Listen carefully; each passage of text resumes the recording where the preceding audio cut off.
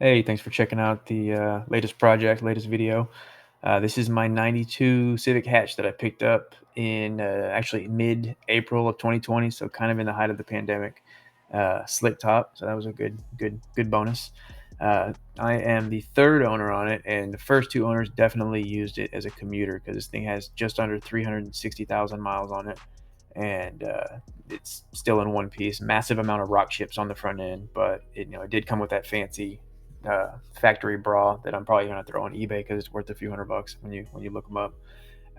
So I stockpiled pretty much all of the KTune suspension components for it after getting it, which luckily back then they were all readily available. Right now they're hard to get, late 2020 or mid to late 2021, and I wasn't sure I was going to K-swap it. So one of the first things I did was actually pop the valve cover off, stripped it down to bare metal, VHT, wrinkle black, finished it, and it turned out really nice. I was amazed at the condition of the whole rocker assembly. Right when I popped the valve cover off, I was kind of skeptical that it was even the original motor, but it is the original. D15Z1 is the stock motor in the VX model, which was rated I think at 92 horsepower from the factory. Which yeah, that's needless to say, with 360,000 miles on it, this thing just feels like it can't get out of its own way. So we will resolve that problem. I did replace all five of those motor mounts because I figured if I'm going to do all the suspension components, those need to be done as well. Um, that's the driver's front corner after pulling the knuckle off and getting it stripped down to get ready for paint. Remove those old bearings using my Harbor Freight 15-ton press. Had quite a bit of undercoating to scrape off of it, which that's one other downside is the fender wells are all coated with undercoating, and since it was in my garage during the whole suspension work process, I didn't really I didn't tackle that at all. So I'm going to do that once it's out of the garage and I have the desire to clean wheel wells. But the Rust-Oleum gray that I did, as you can see, that I used was a really close match to the KTune component. So I was happy with that. That's the driver's side components all laid out and ready to go, except for the brand new Koyo bearings that I'm pressing in right there. So more good use out of that. Whatever it was, $130 press from Harbor Freight. So I've gotten my money's worth out of it already. I did go ahead and reuse the front hubs. I had bought a pair of aftermarket hubs, but they just felt kind of cheap and cheesy. And once I got the old bearing races off, I just used the old ones. I did go ahead and pretty much rebuild the whole steering rack, repacked it with grease, new inner tie rods. Those are the new Sankey 555 outer tie rods, and new boots on both sides. So that thing steering feels really good. And you see, that's what I meant with as you can see, all that undercoating sprayed on there, along with all the dirt caked up on it. It needs a good steam clean / pressure washing under or in the wheel wells, which I will do. And here we are installing the new KTune Coilovers, which I was very happy with those. They're real good quality. I debated between BC and KTune, but I ended up going with KTune. And there's the driver's side corner completely done. Very happy with how it turned out. Other than how dirty the actual fender well is. And then I started tackling the rear trailing arm. This was the driver's side. There's the trailing arm bushing just completely blown out on it. Brakes were in good shape in the rear, the drums, other than the leaking cylinders on both sides. So there's the trailing arm removed. That thing was with no seized bolts whatsoever. It was a really big pain in the butt to get it off. So I can only imagine with a rusty bolt car, it'd be a nightmare. And there you can see that trailing arm bushing was not doing any supporting whatsoever. So I went with white line trailing arm bushings for the rear. Those are I think $37. They sell them individually, $37 per side. And I just figured that I had actually was going to go with the K-tuned trailing arm bushings, and then you have to basically predict where you're going to put it versus the factory location, because those are a pressed in item. Just like these, you have to press in the urethane portion, but then it's got a pivot arm that mounts to the vehicle. So there's no stress, there's no resistance whatsoever. Where The K-tuned or even the factory replacement rubber trailing arm bushings, those you have to just pick a spot, press them in, and I felt the white line would be a good solution, and I was really happy with them. Once I went through that tedious process of pressing the urethane bushing into the arm. So here are here's with the backing plate painted and installed, ready to put the brakes on.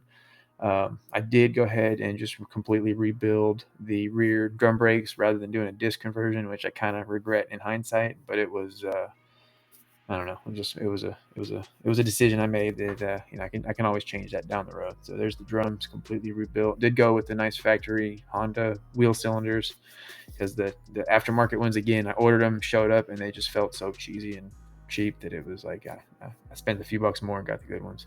Um, Now that all the brakes were done on the corners, I went ahead and removed the master cylinder and the brake booster, only mainly because the master cylinder was leaking badly. Like, the booster felt fine. There was no leaks. There was no noises from it, no pressure loss from it. So I did go ahead, and since that is the factory Nissan, I think is the brand, booster, I did just strip it down and repaint it with some VHT satin black. Was happy that I did that, because the actual OEM brand was about $200 for the booster. I bled and vacuumed fresh fluid through all four corners, since everything was new. The only thing old on the system were the hard lines, so I figured I might as well actually flush all the hard lines. So I did that before installing the master.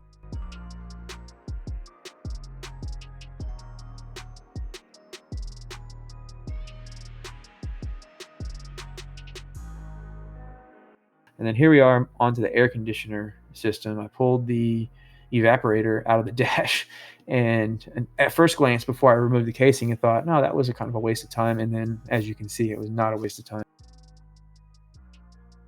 There it is, side by side with the new one, with the new expansion valve installed.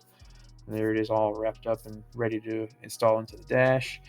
And I did that because, and I did put a new air conditioner or a new compressor on the stock motor, because I knew I was going to be driving it for at least 6-7 months, which ended up being the case after the fact. So I was very glad in Houston, that I did the air conditioner. I went ahead and, instead of changing the wheels, I did refinish the factory 13-inch, but these things weigh like nothing. They weigh like 10 pounds a piece. It's silly how light they are, and they're all four in really, really good shape. And I actually have I didn't refinish it, I should have, but I actually have a fifth one. It came with a full size or matching spare, and I didn't change a tire or do anything with that. That one's in the trunk of the car still.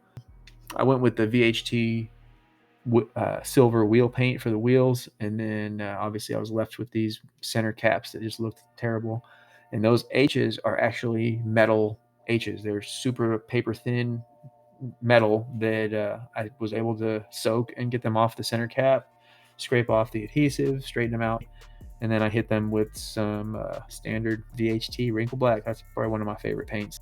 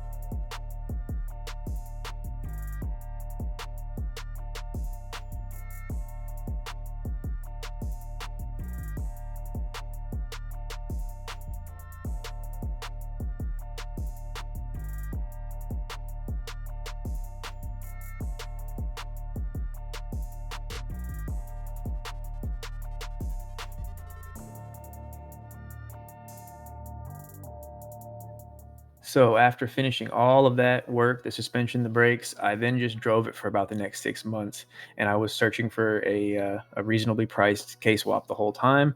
And finally, on Copart, I put a $500 bid in on a wrecked 2002 base model RSX. Yes, not the Type S, but my $500 opening bid. I never even was there for the live auction. My $500 bid won with fees. It ended up being just under $900, 185,000 miles on it. Listed as a run and drive, but it was definitely not ever ran by Copart. The front end was smashed up against the throttle body, locked to full throttle position. So once I pulled the front end off of it, it did fire right up. It ran, felt I could put it through all the gears in the transmission, so the transmission felt good. So I proceeded to use it for the project. But instead of my initial plan was to just do all the gaskets, maybe paint the valve cover, throw it in the hatchback. Then I started researching it, came across some people doing the Vtec killer setups in the base model K20A3 using the K20A2 cams. So we went that route. So we ended up tearing this thing down to a bare block, dropping it off at a local machine shop, and I'm in the process of finishing up this project right now. So look forward and wait, like my boy Rody here, for the next video. But I promise it will be an exciting one, and we'll get this thing done. Thanks for watching.